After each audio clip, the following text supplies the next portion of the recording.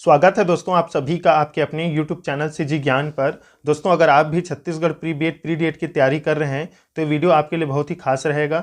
इस वीडियो में हम 30 महत्वपूर्ण शिक्षण अभिरुचि का प्रश्न देखेंगे जो कि आपके एग्जाम के लिए बहुत ही इंपॉर्टेंट है। तो चलिए स्टार्ट करते हैं। देखिए इसमें पहला प्रश्न है दोस्तों, शिक्षा के अधिकार अधिनियम 2009 में शिक्षक के लिए प्रति सप्ताह न्यूनतम कार्य घंटों की संख्या क्या है? 30, 56 घंटा, 45 घंटा या 70 घंटा?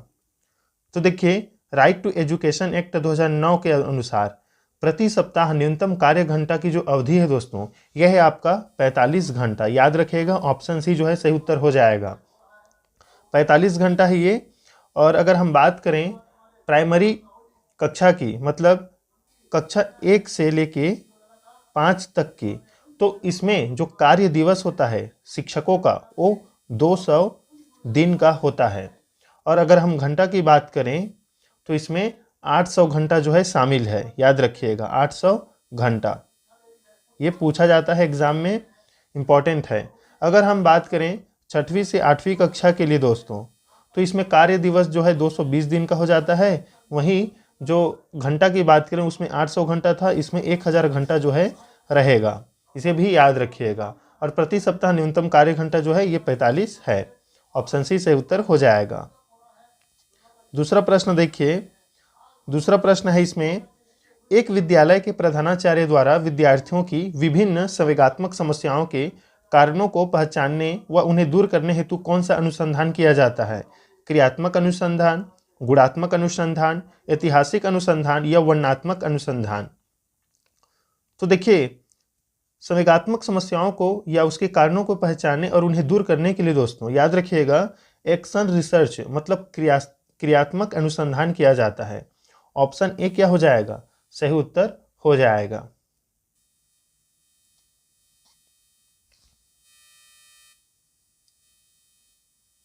तीसरा प्रश्न देखिए, निम्नलिखित में से कौन सा सिद्धांत परिणामों द्वारा सीखने से संबंधित है? क्रिया प्रसूत अनुबंधन सिद्धांत, अंतर्दृष्टि अधिगम, शास्त्रीय अनुबंधन या संज्ञानात्मक सीखना? तो देखिए इसका राइट आंसर हो जाएगा क्रिया प्रसूत अनुबंधन सिद्धांत। ये जो है परिणामों द्वारा सीखने से संबंधित है। ऑप्शन ए इसमें सही उत्तर हो जाएगा दोस्तों।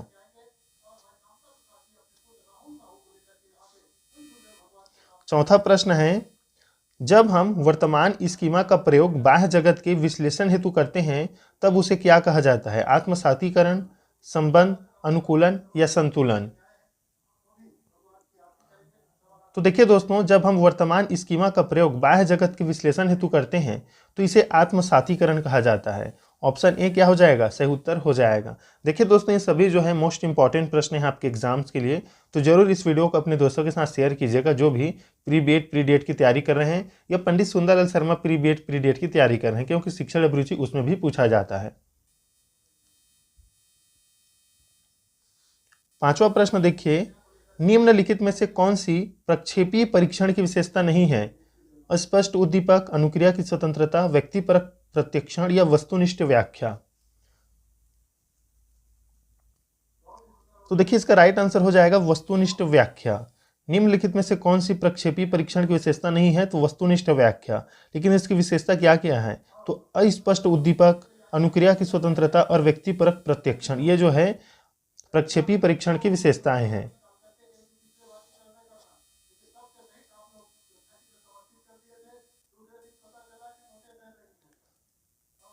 छठवां प्रश्न, निम्नलिखित में से कौन सी विशेषता प्रतिभावान शिक्षार्थी की है? तो देखिए इसमें जो पहला विशेषता है वही प्रतिभावान शिक्षार्थी की है दोस्तों। यदि कक्षा की गतिविधियां अधिक चुनौतीपूर्ण नहीं है तो वो कम प्रेरित अनुभव करते हैं और उब जाते हैं। जो प्रतिभाशाली विद्यार्थी होते हैं वो जो है उनकी गतिविधि चुनौतीपूर्ण होनी चाहिए दोस्तों। अगर वो चुनौतीपूर्ण नहीं है तो वो उब जाते हैं, इसलिए ऑप्शन ए क्या हो जाएगा? राइट आंसर हो जाएगा। सातवां प्रश्न देखिए, विशेष आवश्यकता वाले बच्चों को शामिल करना विद्यालयों पर भार बढ़ेगा, एक अवास्तविक लक्ष्य है, विषय वस्तु और धारणा परिवर्तन की अपेक्षा रखता है या जिनमें अक्षमता न हो उन बच्चों के लिए हानिकारक है? तो देखिए दोस्तों जो इंक्लूजन जो है आप चिल्ड्रन विथ स्पेशल नीड्स मतलब विशेष आवश्यकता वाले बच्चों को शामिल करना, ऑप्शन सी इसमें राइट आंसर हो जाएगा। शिक्षण के प्रति दृष्टिकोण विषय वस्तु और धारणा परिवर्तन की अपेक्षा रखता है। क्या? विशेष आवश्यकता वाले बच्चों को शामिल करना। ऑप्शन सी सही उत्तर हो जाएगा।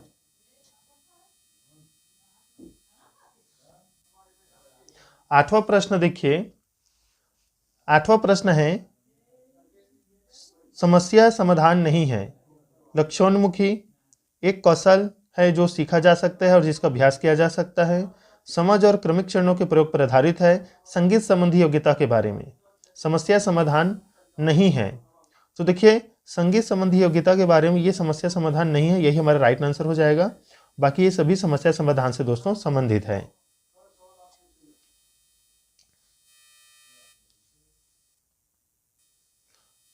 नौवां प्रश्न देखिए, प्रासंगिक अंतर्बोध परीक्षण व्यक्तित्व को मापने की है। आत्मनिष्ठ विधि, वस्तुनिष्ठ विधि, प्रक्षेपी विधि या प्रयोगात्मक विधि। प्रासंगिक अंतर्बोध परीक्षण व्यक्तित्व को मापने की विधि है। तो देखिए ये विधि है आपका प्रक्षेपी विधि। ऑप्शन सी सही उत्तर हो जाएगा। 10वां प्रश्न देखिए, निम्नलिखित में से कौन सा सृजनात्मकता की ओर ले जाता है? सामयिक चिंतन, अभिसारी चिंतन, अपसारी चिंतन, अहमवादी चिंतन। तो देखिए दोस्तों राइट आंसर हो जाएगा ऑप्शन सी अपसारी चिंतन। याद रखिएगा अपसारी चिंतन जो है सृजनात्मकता की ओर ले जाता है। अब कैसे? तो देखिए जो अभिसारी है ये बी वाला, ये किसी एक दिशा में सोचने को कहा जाता है इसमें, लेकिन अपसारी चिंतन में सभी दिशाओं में जो है सोचा जा सकता है, इसलिए सृजनात्मकता मतलब क्रिएटिव जो माइंड है उसको दिखाता है अपसारी चिंतन।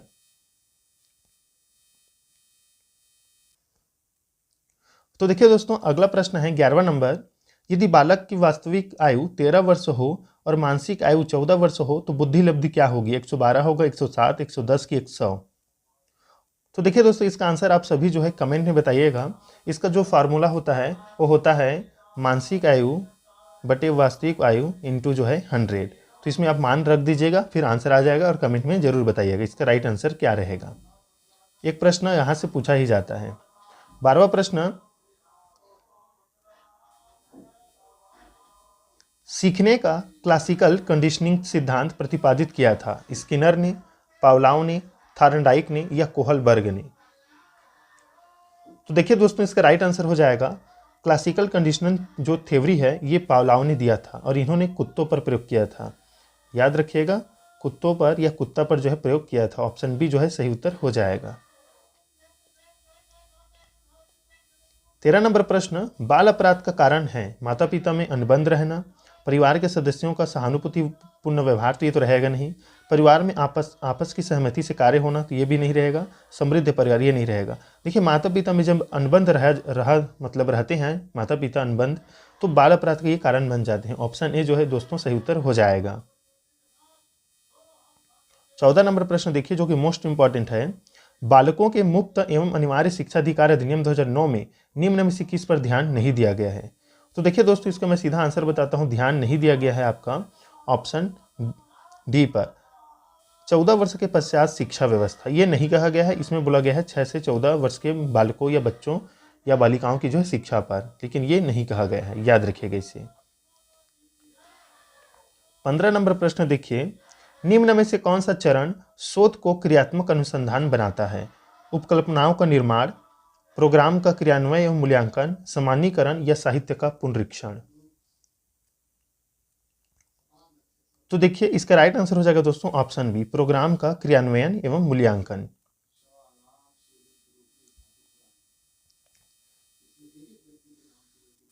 16 नंबर प्रश्न, अल्बर्ट बंडूरा के अनुसार निरीक्षणात्मक अधिगम हेतु 4 परिस्थितियां आवश्यक है। इन परिस्थितियों का सही क्रम क्या है?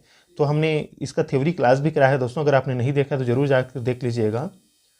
इसका थ्योरी क्लास भी हमने जो है इसे कराया है। तो देखिए इसका सही क्रम है, सबसे पहले इसमें अवधान आएगा, फिर धारणा आएगा, फिर पुनरुत्पादन, फिर अनुप्रेरणा आएगा। तो ऑप्शन सी जो है सही उत्तर हो जाएगा। याद रखिएगा अवधान, धारणा, पुनरुत्पादन व अनुप्रेरणा। 17 नंबर प्रश्न देखिए, सिगमंड फ्रायड के अनुसार अचेतन मन की विशेषताओं को ज्ञात करने की सर्वाधिक उपयुक्त विधि कौन सी है? सर्वाधिक उपयुक्त विधि कौन सी है? तो देखिए राइट आंसर हो जाएगा इसका दोस्तों ऑप्शन बी, स्वप्न विश्लेषण। देखिए अचेतन मन मतलब आप जब स्वप्न में रहते हैं तो जो भी देखते हैं वो अचेतन मन में देखते हैं। तो अगर आप स्वप्न को विश्लेषण करेंगे कि आपने स्वप्न में क्या देखा, तो यही विधि जो है सिगमंड फ्रायड के अनुसार जो है माना गया है। ऑप्शन बी सही उत्तर हो जाएगा। 18 नंबर प्रश्न देखिए, ADHD मतलब attention deficit hyper activity disorder का अर्थ क्या है? तो देखिए इसका अर्थ होता है दोस्तों ऑप्शन सी, ध्यान विकार वाले बालक। याद रखिएगा, ध्यान विकार वाले बालक को ही ADHD कहा जाता है। ऑप्शन सी सही उत्तर हो जाएगा। 19 नंबर प्रश्न देखिए, मोस्ट इंपॉर्टेंट है। एक परीक्षण जो व्यक्ति की किसी एक या अधिक क्षेत्रों में उसकी विशेषताओं और कमियों को व्यक्त करने के लिए बनाया गया है कहलाता है? उपचारात्मक परीक्षण, निदानात्मक, उपलब्धि या रचनात्मक? तो देखिए दोस्तों, उसकी विशेषता कमियों को व्यक्त करने के लिए जो बनाया गया परीक्षण है वो उपलब्धि परीक्षण कहलाता है। याद रखिएगा ऑप्शन सी जो है सही उत्तर हो जाएगा। 20 नंबर प्रश्न देखिए, ये मोस्ट इंपॉर्टेंट है दोस्तों, याद रखिएगा इसे। भारतीय संविधान में कौन से संशोधन द्वारा शिक्षा का अधिकार जो है सम्मिलित किया गया है? तो देखिए ये जो है सम्मिलित किया गया है 86वां संविधान संशोधन में। ऑप्शन ए जो है इसका राइट आंसर हो जाएगा दोस्तों। 21 नंबर प्रश्न देखिए, बाल केंद्रित शिक्षण विधि का अर्थ है? तो देखिए बाल केंद्रित शिक्षण विधि का अर्थ है दोस्तों बच्चों की अभिव्यक्ति और उनकी सक्रिय भागीदारी को महत्व देना। मतलब ऑप्शन डी जो है सही उत्तर हो जाएगा। बच्चों की अभिव्यक्ति और उसकी सक्रिय भागीदारी को महत्व देना ही बाल केंद्रित शिक्षण विधि का अर्थ होता है। 22 नंबर प्रश्न देखिए, रेबिन प्रोग्रेसिव मैट्रिसेज का प्रयोग खालिस्तान के मापन के लिए किया जाता है? तो देखिए बुद्धि के मापन के लिए जो है प्रयोग किया जाता है, इसे भी याद रखिएगा, रेबिन प्रोग्रेसिव मैट्रिसेज। अगर आप टीचर जैसे भर्ती की भी तैयारी करेंगे तो ये बहुत ही इंपॉर्टेंट रहेगा। ऑप्शन सी सही उत्तर हो जाएगा। 23 नंबर प्रश्न, वाइगोत्स्की के अनुसार बालक सीखते हैं अनुकरण से, वयस्कों और समवयस्कों के साथ परस्पर क्रिया से, जब पुनर्वर्णन प्रदान किया जाता है तब, परिपक्व होने से? तो देखिए दोस्तों इसका राइट आंसर आप इसे भी कमेंट में बताइएगा, क्योंकि हमने वाइगोत्स्की बहुत बार कराया है, तो इसका आंसर आप जरूर बताइएगा। देखिए अगर आप नए स्टूडेंट हैं और ये वीडियो देख रहे हैं दोस्तों, तो आप जो है पिछले वाले क्लास अगर आपने नहीं देखा है तो प्लेलिस्ट में जाकर जरूर देख लीजिएगा, इंपॉर्टेंट है आप सभी के लिए। 24 नंबर प्रश्न देखिए, किस मनोवैज्ञानिक के द्वारा सर्वप्रथम बुद्धि परीक्षण का निर्माण किया गया? बुद्धि परीक्षण का जो है निर्माण किया गया, तो राइट आंसर हो जाएगा दोस्तों जो है बिने। 1905 में, याद रखिएगा 1905 में जो है बिने ने बुद्धि परीक्षण जो है किया। अल्फ्रेड बिने और थियोडोर साइमन ने। थियोडोर साइमन भी इनके साथ थे और बिने 1905 में। अगर बात करें हम बुद्धि लब्धि की, बुद्धि लब्धि सर्वप्रथम किसने दिया? तो 1912 में स्टर्न ने दिया, स्टर्न ने। इसे भी याद रखिएगा, इंपॉर्टेंट है। 25 नंबर प्रश्न देखिए, एक शिक्षक द्वारा प्रतिभाशाली बालकों के उत्थान हेतु कौन सा प्रयास किया जाएगा? पढ़ाने की धीमी गति, विशिष्ट कक्षाएं व प्रोत्साहन, उन्हें दंड देना चाहिए, उन पर ध्यान नहीं देना चाहिए? तो राइट आंसर हो जाएगा दोस्तों ऑप्शन बी, विशिष्ट कक्षाएं व प्रोत्साहन होना चाहिए प्रतिभाशाली बालकों के उत्थान हेतु। 26 नंबर प्रश्न देखिए, मोस्ट इंपॉर्टेंट है क्योंकि एनसीएफ 2005 से है। एनसीएफ 2005 में कला शिक्षा को जोड़ने का उद्देश्य क्या है दोस्तों? तो देखिए इसका जो कला शिक्षा को जोड़ने का उद्देश्य है वो है आपका ऑप्शन सी, सांस्कृतिक विरासत की सराहना करना। ऑप्शन सी जो है सही उत्तर हो जाएगा। 27 नंबर प्रश्न देखिए,